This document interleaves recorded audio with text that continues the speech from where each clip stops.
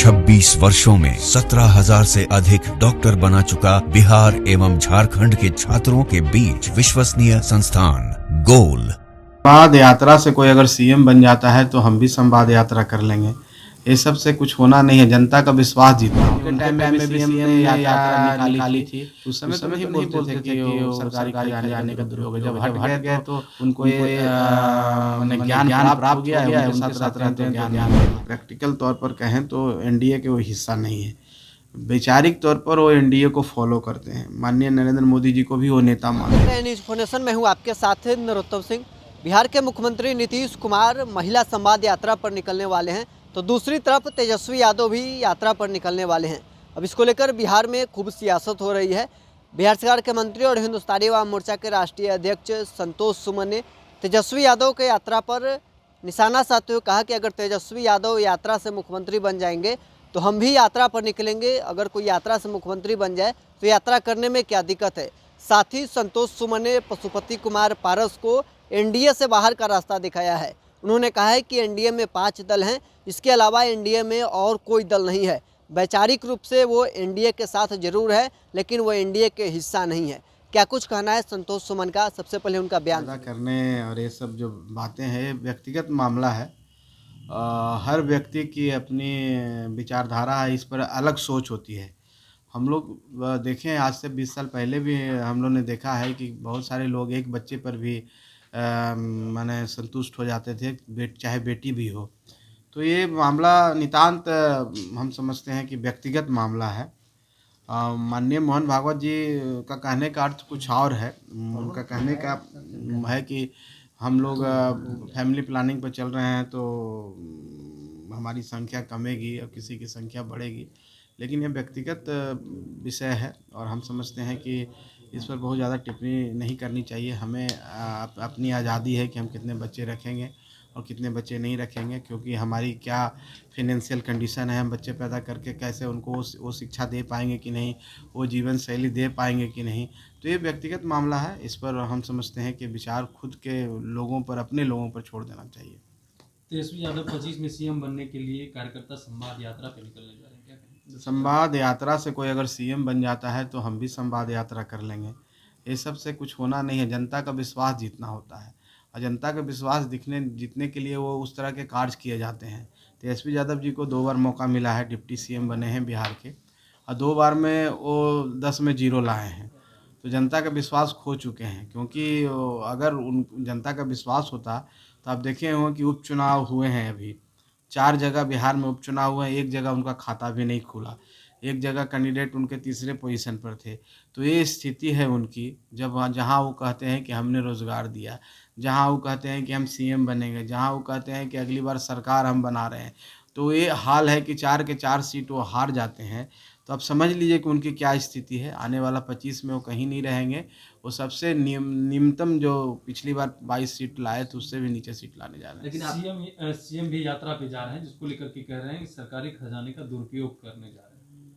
देखिए यात्रा, अब वो यात्रा निकालें तो सही बात है। हम लोग एनडीए की यात्रा है, सीएम एक एनडीए के लोगों सब लोग सम्मिलित रूप से हम लोग काम कर रहे हैं और एनडीए एक साथ चुनाव में जा रही है। तो सीएम यात्रा पर निकले, हमेशा निकलते हैं, हर साल में पहले जाते थे, तो कोई नई बात नहीं। उनके टाइम में भी सीएम ने यात्रा निकाली थी, तो उस समय तो नहीं बोलते थे कि वो सरकारी खजाने का दुरुपयोग है। जब हट गए तो उनको ये माने ज्ञान प्राप्त हो गया है, उनके साथ रहते हैं तो ज्ञान नहीं होता है।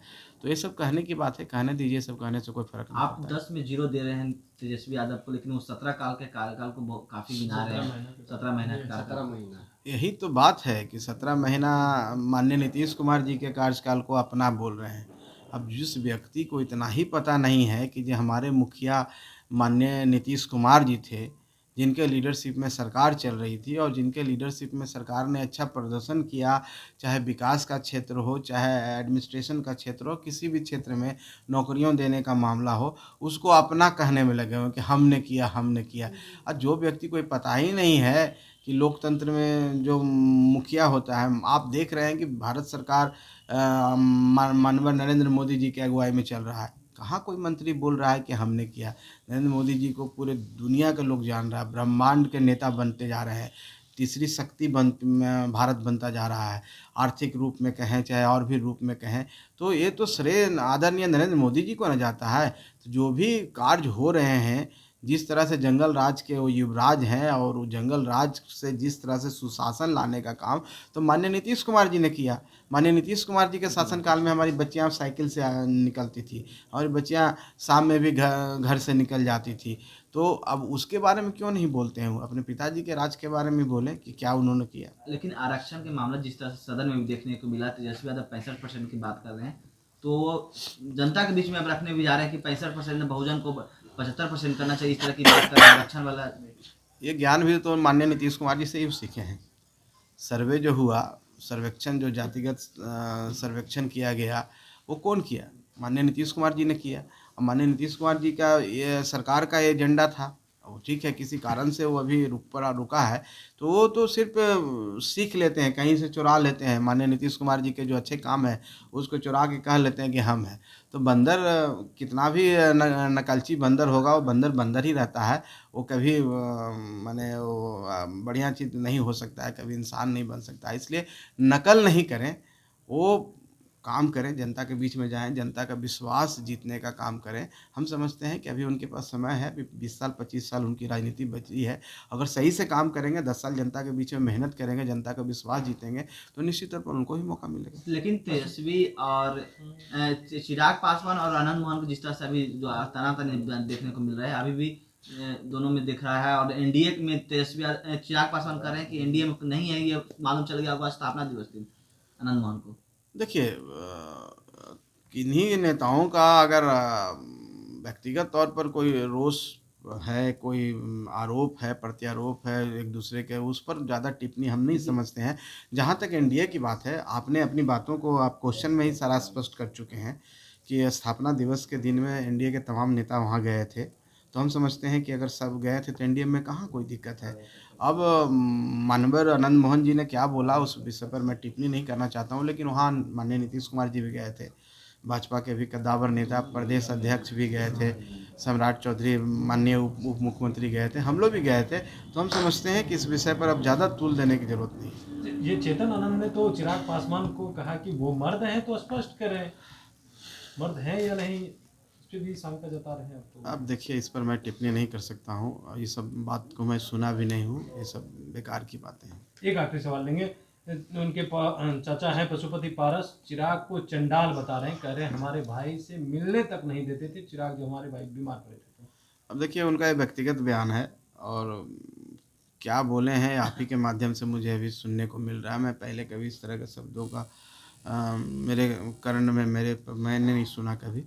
लेकिन अगर इस तरह की बात हुई होगी, बोले होंगे, तो व्यक्तिगत उनका विचार है और उस व्यक्तिगत विचार पर मैं टिप्पणी नहीं करना कहना चाहता हूँ कि एनडीए इंटैक्ट है और सब दल मिल करके हम लोग 25 के चुनाव लड़ेंगे और 25 में हम भारी बहुमत से चुनाव जीतेंगे। एनडीए में पारस हैं आप लोग, एनडीए में अब देखिए, आप अगर अभी देखेंगे लोकसभा के चुनाव से अगर तुलना करते हैं तो व्यवहारिक तौर पर, प्रैक्टिकल तौर पर कहें तो एनडीए के वो हिस्सा नहीं है। वैचारिक तौर पर वो एनडीए को फॉलो करते हैं, माननीय नरेंद्र मोदी जी को भी वो नेता मानते हैं। तो वैचारिक तौर पर वो अपने आप को एनडीए के आसपास मानते हैं, लेकिन व्यवहारिक तौर पर एनडीए में नहीं है। एनडीए में 5 दल है और 5 दल मिल करके काम कर रहे हैं। आने वाला समय में हो सकता है कोई हो ना हो, कोई साथी जुड़ सकते हैं, इस पर अभी हम कुछ नहीं कर सकते हैं, लेकिन ये संभावनाओं का खेल रहता है, कोई आएंगे कोई जाएंगे। लेकिन आज के समय में 5 दल एनडीए में हैं जो व्यवहारिक तौर पर हैं, वैचारिक तौर पर हैं और एनडीए को मजबूत कर रहे हैं और सम्मिलित हम लोग चुनाव में जा रहे हैं। तो अभी आपने सुना हिंदुस्तानी युवा मोर्चा के राष्ट्रीय अध्यक्ष संतोष सुमन को, जिन्होंने साफ तौर पर ये कहा है कि पशुपति कुमार पारस एनडीए के हिस्सा नहीं है। वैचारिक तौर पर वो एनडीए को समर्थन जरूर करते हैं, लेकिन एनडीए के वो पार्ट नहीं है। वहीं उन्होंने ये भी कहा है कि अगर कोई यात्रा करने से मुख्यमंत्री बन जाए तो हम भी यात्रा पर निकलेंगे। तेजस्वी यादव की यात्रा पर तंज कसते हुए संतोष सुमन ने और भी क्या कुछ कहा है आपने सुना है। बहरहाल इस खबर में इतना ही, आप बने रहे न्यूज़ पोर्टल के साथ।